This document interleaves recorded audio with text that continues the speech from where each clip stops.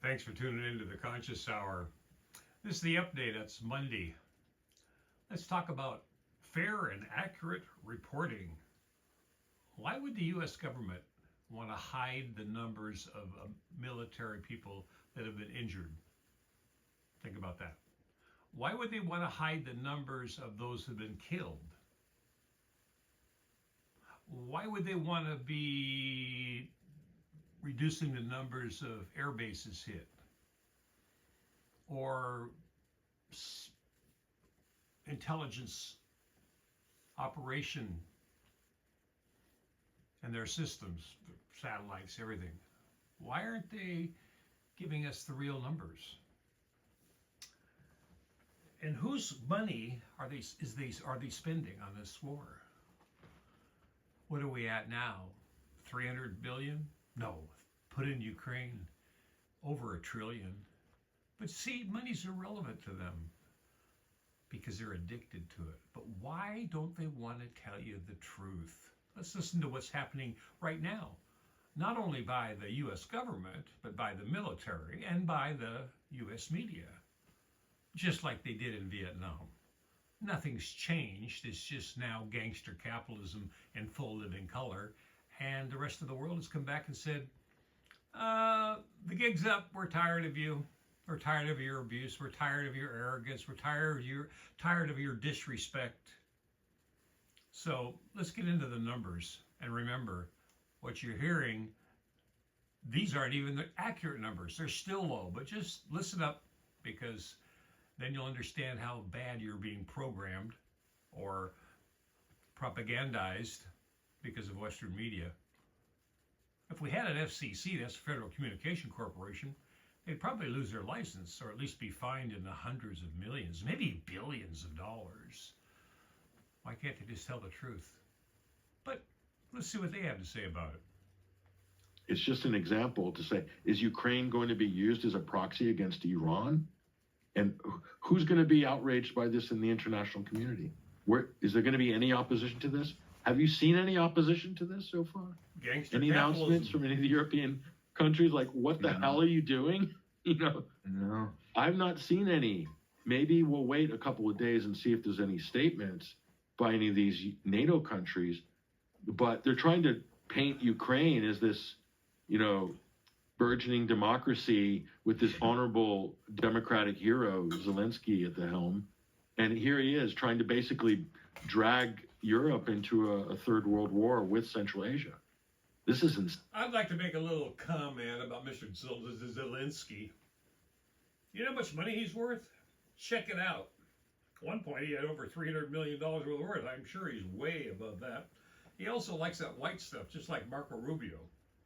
And he's also a Zionist. So put that into your equation when you think about Mr. Comedian. And remember, there was a coup d'etat against the democratically elected president, but they took him out in 2014. Who's they? NATO. Yeah, the big boys, the gangster capitalists, the ones that you're seeing right now and live doing what they're doing down in East Asia. I mean, West Asia. I mean, what do we call that area? Let's just call it Zionville. I mean, they want to take over everything. Let's get into the numbers that aren't being told. Insane. Crazy times. Yeah, it is insane. And it also plays along into, how Donald Trump frames the whole proxy war, U.S.-Europe relationship. Different, but to me it's the same. Rather than try to do massage and make nice, it's bully and force compliance. And now we're seeing some of the results of this, getting Ukraine to hit the Caspian, the Iranian vessel in the Caspian Sea, kill an Iranian. They did. And now Iran has an EU target list all drawn up, which, if Iran retaliates, which it would have every right to, since this was an attack. I mean, look at this list. It's huge. Pipelines everywhere. These are all hittable for Iranian missiles and drones. This is the target list that the IRGC has drawn up in response. So, yeah, this could very well, Ukraine, use as a proxy to drag Europe deeper into another war. So to let the United States get a bit of plausible deniability. That's perfect. I've also found, Patrick, it fascinating that, Iran has only been going up in terms of numbers, in terms of its estimates of U.S. troops killed. But I found so fascinating the lack of outrage over the fact that the U.S. CENTCOM has been fudging up numbers about what little troop casualties they will report on. Now the total is seen as 600, but you probably noticed, Patrick, that right after those troops were killed in Jordan, and after the dignified transfer, they were taken off. I think it was 4. It was 3 in Jordan, 1 in Iraq because of the drone detonated. Now they're being put back on the total counted list, according to CNN now, through the Pentagon. But all of that, it doesn't make a difference in terms of, they're still dead, and everyone can, of course, count them if we saw the dignified transfer over at the Dover base. But the United States is showing that it is doing its best to fudge up numbers that already have been counted. So what does that say about fiddling. the ones that that we don't know about, given, Right. I mean, this damage was so extensive, Patrick, but So they got caught fiddling. Firstly, they got caught fiddling following the attack on the Jordanian bases.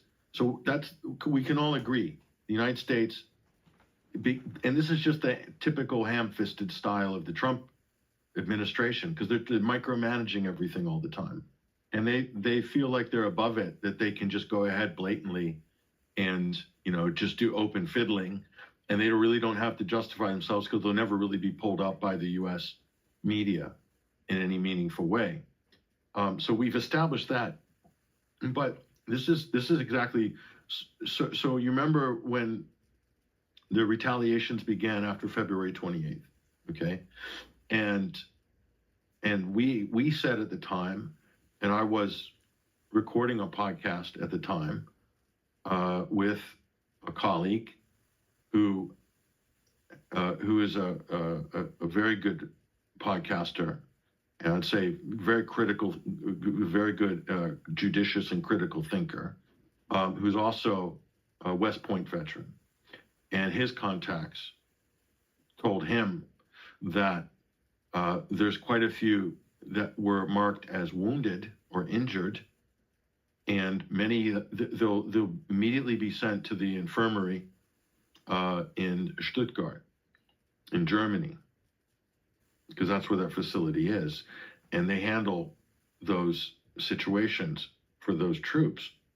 But the accounting that you see for injured in terms of casualties, because casualties are if dead and killed in action and injured, and those who die after from injuries, that's where the gray area is, after they've been shipped out. And if they're in stable condition or if they're in critical condition, they're still injured. Okay, they haven't yet gone into the dead column. And then from there, they're shipped off to North Carolina eventually, when they're stable enough to make that journey, which is a much longer journey. Okay, so we were told that there was fiddling going on back then, at the beginning of March, that those numbers are actually much higher, deaths much higher than were being reported, which is almost nothing was being reported at the time. I think it was like 7 or maybe 13 or something like that. It's a very small number considering the amount of injured. So there's a huge ratio of injured to killed and massive damage across all of these bases. So it's and people will say, well, they can't hide that from the families. No, they absolutely can. This is a national security situation. These are classified.